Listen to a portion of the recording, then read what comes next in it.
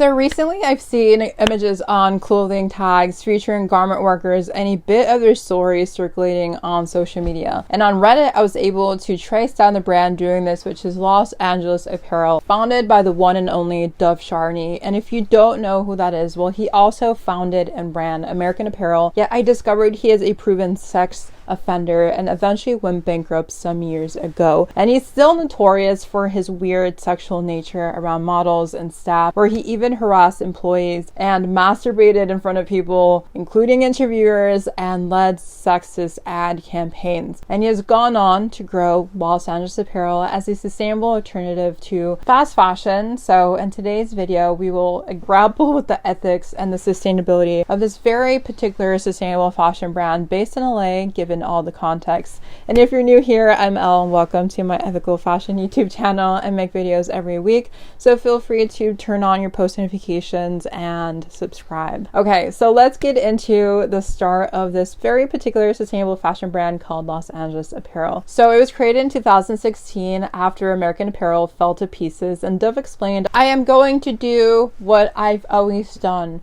which is run the show off the seat of my pants." And he has managed to do so by providing very high quality classic blank clothes, or in other words, basic pieces that focus on unique fits with good quality fabrics. And he has really honed in on the sustainable consumer who are looking for that cool athleisure feel. And I'm not gonna lie, the garment tags on these blank clothes are an incredibly unique and smart move, especially when it is really easy to forget who made our clothes, okay? But we really need to take a second to see how and why he built the sustainable fashion brand, especially when it comes from the failure of a major mainstream sustainable fashion brand. And maybe it's not so hard to understand. Maybe I'm overthinking it, because Dov admitted to copying American Apparel's business model to grow Los Angeles Apparel. So it's like he just changed the name and hasn't done anything differently. And if you're not familiar with American Apparel, was, and maybe still is, a very popular clothing brand known for its scandalous and cool advertising and made in the USA ethos. But after financial hardships and its bankruptcy, Dov rejected a $4.5 million severance pay and the new role as creative director. So instead, he placed all his bets on Los Angeles Apparel. And it's been successful. Its model is basically a vertically integrated wholesale manufacturer that designs, manufactures, and distributes clothing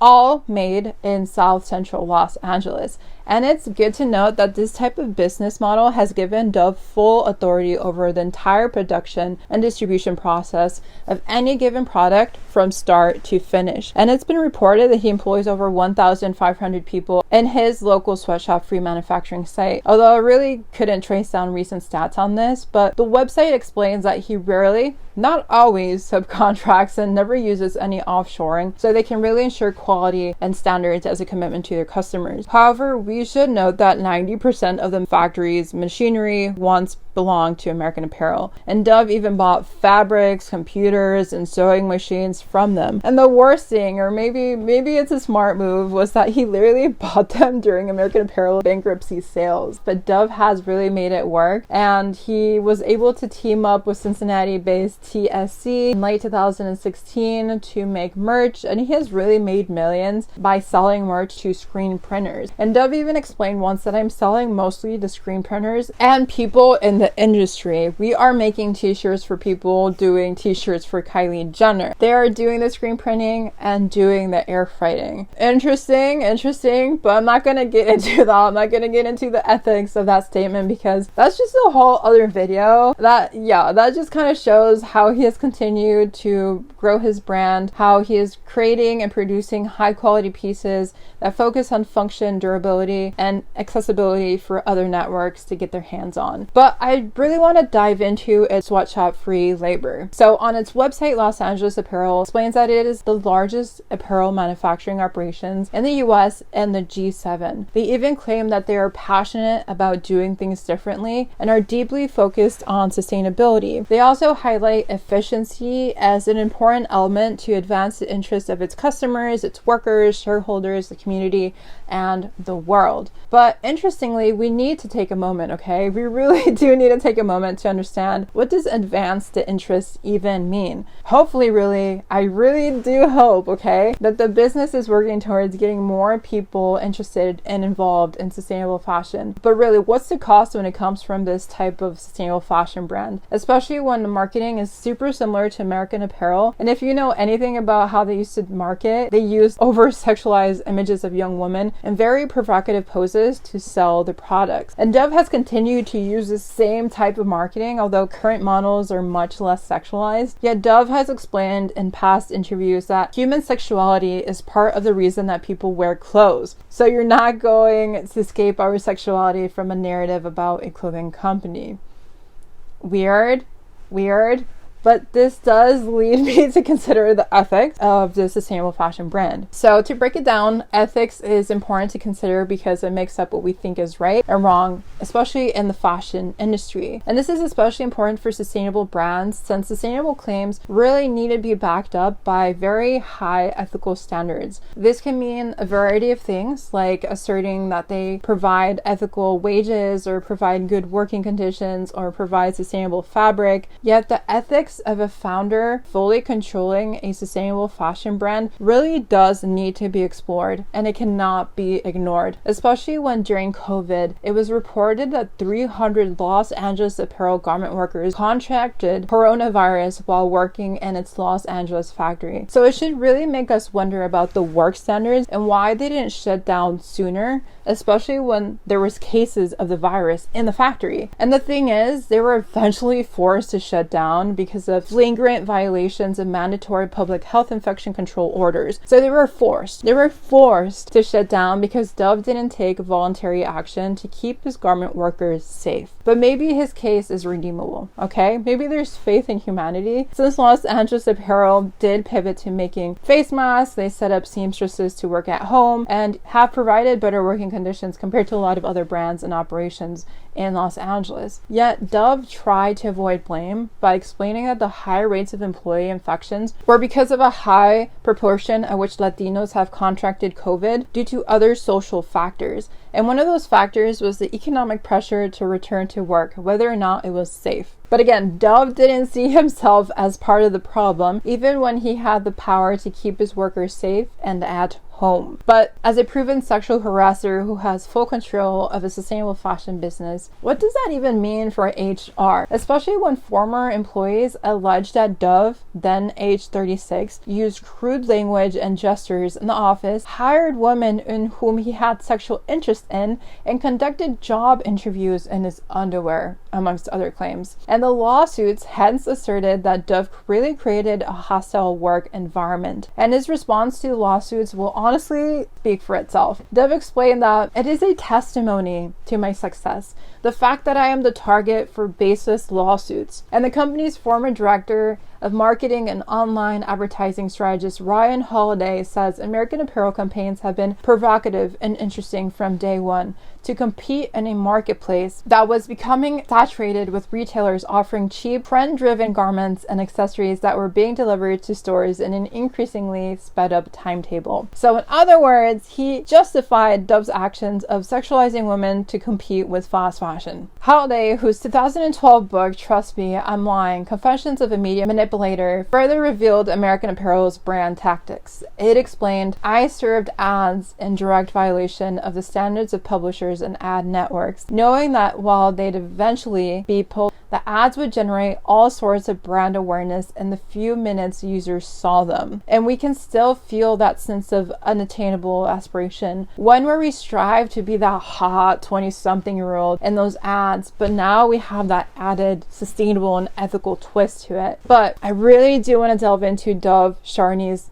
nature, one that has said many absurd things and taken very eccentric action. However, he explained that he will continue to hire creative people who share his vision and taste in a city he believes is very different from the rest of the United States. He even went on to explain once in an interview that the city of Los Angeles is so wild as opposed to the rest of the United States. Like, let's forget California, separatism, and breaking away from the United States. We should separate Los Angeles. We have a secret sauce. We have artists and motivated workers and academics. Like, what? This bold and weird statement seems to align with the business ethos of our city inspires us. He really has centered his brand on the large concentrations of communities outside of their home countries of many nations such as Korea, Iran, Thailand, Mexico, and El Salvador. He has really understood immigration issues, has even supported open borders, and knows that Los Angeles is the home to people from more than 140 countries that speak over 220 something different languages, and is honestly the home of a labor force that will always need a job. And he's a business owner, so he knows this full well. He has led Legalize LA campaigns to further the legal path for undocumented workers to become citizens. He has led campaigns including billboard ads and t-shirts that say the word Legalize LA, and the proceeds have even gone to immigration reform groups. And he grabbed headlines in 2019 when he marched with workers in a May Day protest to rally for immigration rights. However, sadly enough, American Apparel was forced to fire a lot of its workers because they lacked the documents needed to work in the United States. A letter later surfaced that same year that revealed that an American Apparel store manager said that Dov could not stand for the hiring of ugly people as American Apparel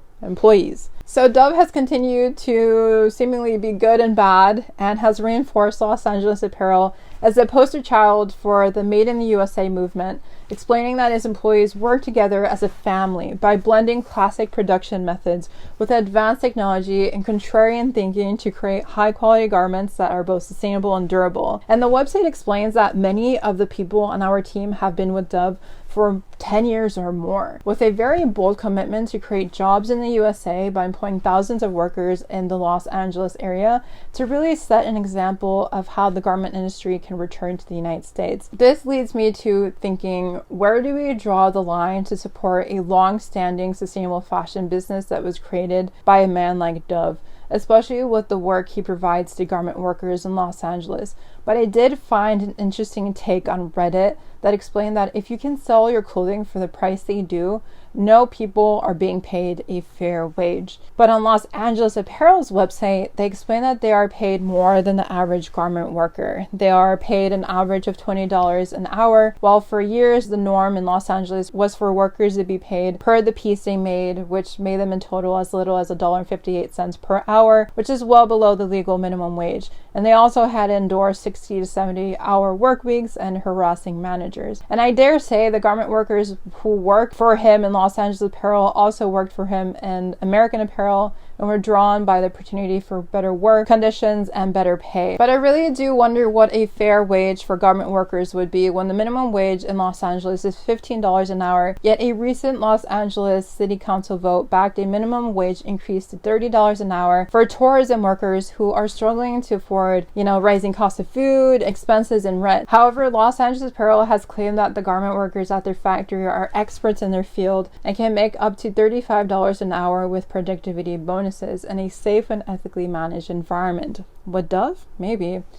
So the tags can make us feel connected to the garment workers and help us buy into the Made in the USA ethos even more. But who does it serve to see a brand be owned by a perp? He has consistently abused his power, he has pressured women with his unwanted advances, and has shown very perturbed behavior. He also has continued to do so despite losing everything in the past, and he seems proud of it because he links all his press, whether good or bad, most of it's bad, on the Los Angeles press section of his website. But can a human change? Should we hold his past to such a strict, unforgiving light? He is now in his mid-50s, still digging up styles from American Apparel and producing it under Los Angeles Apparel. He relies on that past popularity to stay relevant, which is, I feel like, a contradiction as well, because I thought his ethos was about making classic, timeless pieces. So me, it just all does not look good. He can do what he wants, but it's just really not giving ethics or sustainability in a true way. And I also want to note, to close the video, Los Angeles Apparel supports free trade because because Dov supports free trade, and they do so as an excuse to provide value for customers and remain true to its sustainability and efficiency commitments. And Dov even explained he wants to sell his products to the world, meaning his brand really relies on capitalism and the issues of fast fashion to assert that they're a solution and to make money from that solution to really achieve profit-driven goals at the end of the day under a free market. And he even claimed that he is number one on Depop, which I didn't know about because they resell their unwanted samples and damaged goods there. But like, how do you sell so many samples where they've literally sold over 200,000 items and like since 2006? Like, shouldn't they have already improved their samples? Like, how is it that you're just damaging so much clothing? And they also ship these goods from the same factory where the clothing is made from. So I just don't know if they're damaging the clothing themselves. Allegedly, I don't know.